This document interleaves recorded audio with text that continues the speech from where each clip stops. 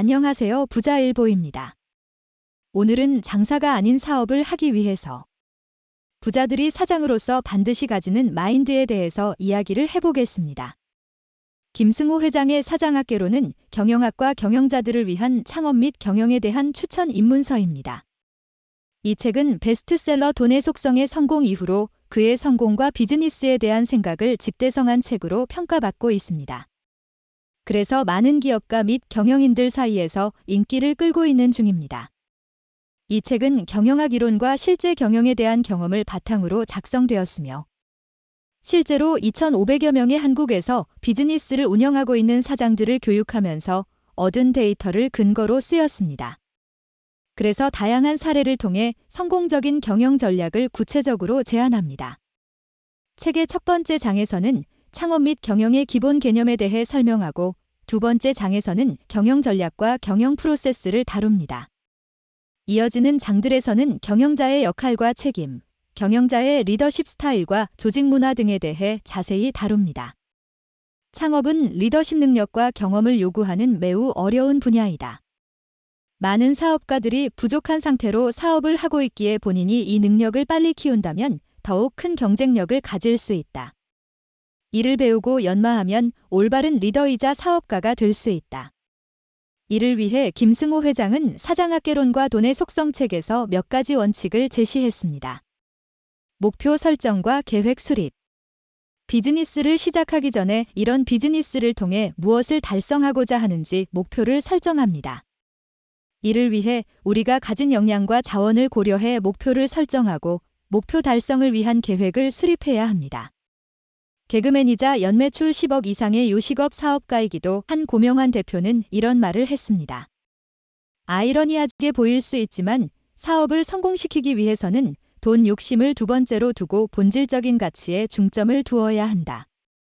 내가 최소한의 이득을 가지고 최대한의 서비스를 주려고 노력해야 한다는 것이다. 실제로 고명환 대표는 9,900권의 자리도 좋지 않은 곳에서 메밀국수 전문집을 하고 있습니다. 하지만 고객 편의를 위해 본질인 메밀국수의 맛뿐만 아니라 넓은 주차장과 저렴한 가격 그리고 고객 중심의 서비스를 실천하고 있습니다.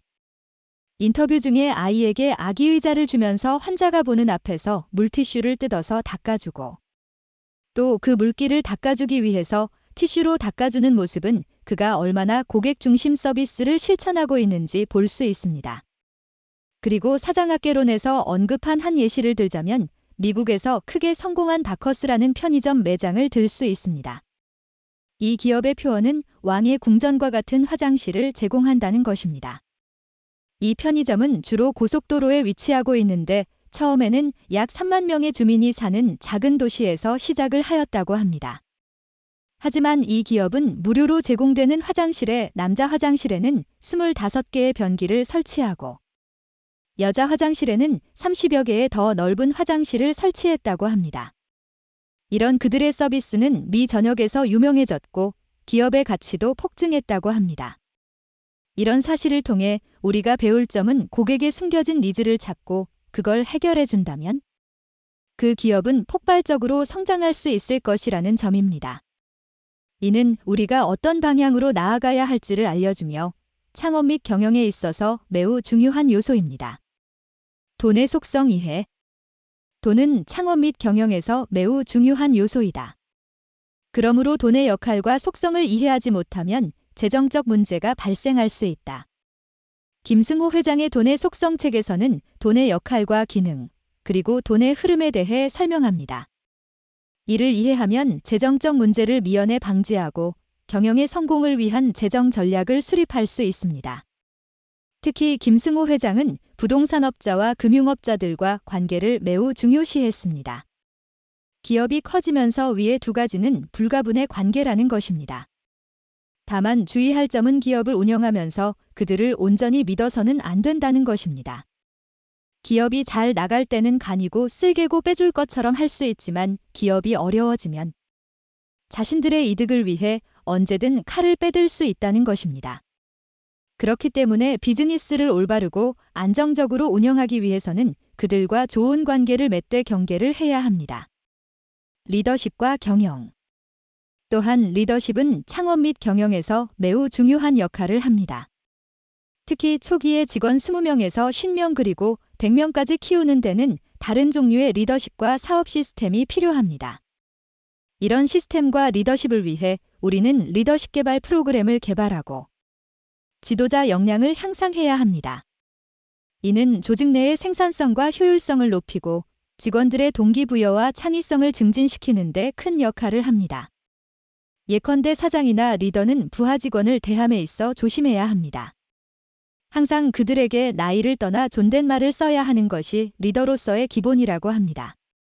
나이가 어리고 친해진 직원에게 민수 씨, 이것 좀 해줘라고 하는 것과 야, 이것 좀 빨리 해줘라고 하는 것은 전혀 다른 결과를 낸다는 것입니다. 야, 어이, 이봐 등은 호칭이 아니라 멸칭임을 인지해야 한다는 말이 인상 깊었습니다. 두 번째로는 리더는 시간을 낭비해서는 안 됩니다. 본 저자도 예전에 관련 글을 쓴 적이 있는데 특히 리더는 빠른 의사결정을 해야 합니다. 이건 아마존에서도 매우 유명한 기업 모토이기도 합니다. 실제로 제프 베조스는 여러 개의 성공보다 더욱 많은 여러 개의 실패를 해야 한다고 언급했습니다. 이런 많은 실패를 하기 위해서는 물론 리스크 관리를 하는 것도 중요하지만 회사가 유지가 된다는 가정하에 가역적인 경우에 빠른 의사결정을 내려서 늦은 실패나 성공보다는 빠른 실패를 해야 합니다. 이런 중간에 맞닥뜨린 문제를 해결하면서 예측하지 못한 기회를 잡을 수 있기 때문입니다. 아마존은 스마트폰 사업에서 큰 실패를 겪었지만 이런 과정에서 클라우드 서비스가 탄생했습니다. 지금은 이 서비스가 아마존 전체 수익의 40%를 차지하고 있습니다. 그리고 이런 과정에서 기업과 리더 그리고 직원 역시 성장할 수 있습니다. 이런 많은 실패를 통한 성장을 하기 위해서는 혁신과 변화가 필수적입니다.